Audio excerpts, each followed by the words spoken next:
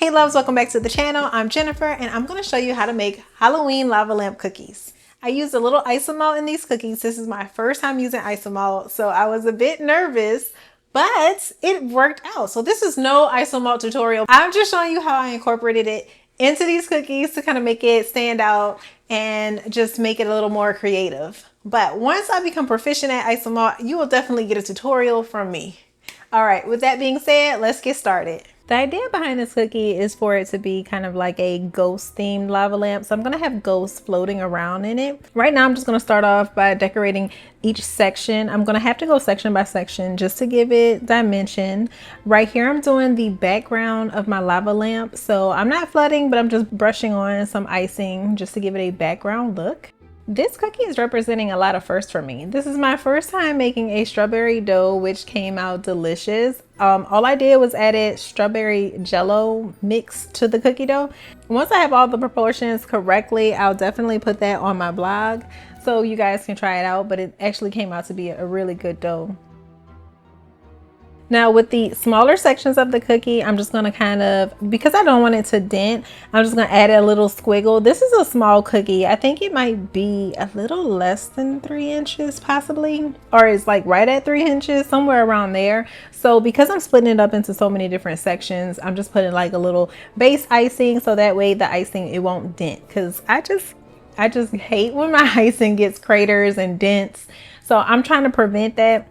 I find that this kind of works really well for me. It's when I put that little squiggle. I guess it just helps build the icing up so it's not sinking in the middle. That's just my thought about it. Now I did let each section kind of crust over before going to the next section. And I put my cookie in the dehydrator, which someone asked me how long do I put my cookie in the dehydrator. I say I just put it in there for a couple minutes. Not long, especially if you just want your icing to set, because at the end of the day, it is a dehydrator. So it's going to make your cookie, it's going to dry it out if you put it in there too long. Now these are my royal icing transfers. I just made these. I didn't do it on camera. Now, I didn't have a template for these ghosts. I just went ahead and I did it freehand. I just figured, okay, I want my ghosts to kind of look like this. And so I just made like a whole bunch of different sizes because I figured some of these ghosts should fit inside of this lava lamp.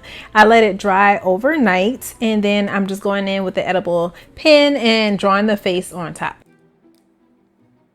And if you have made it to this part of the video, which I really hope you have, please comment lava lamp. Make sure to like this video. Like I said, this is my first time using Isomalt. I actually did a double border because I wanted to make sure the Isomalt wouldn't spill over the sides. Now the Isomalt I used was like the ready-made chips. And so all I had to do was melt it in the microwave. And I melted it in the microwave at about 15-second, I think like 10 to 15-second intervals. I used a silicone cup to melt it in.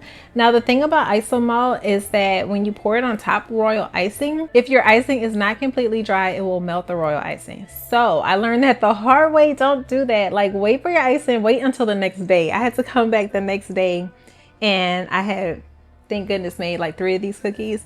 And so the next day I came back and I poured it on top and it did not melt my icing. I went straight from the microwave to the cookie. So I did have to spray it with the edible glaze spray because if not, the Isomalt absorbs wetness and it just becomes like really tacky. So you have to make sure you spray it.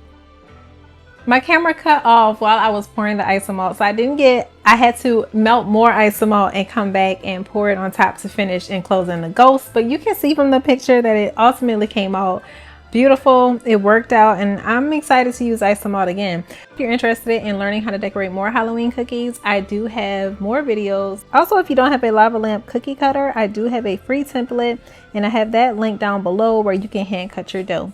So as always, thank you for being here. Don't forget to like, subscribe, and I will see you in the next one.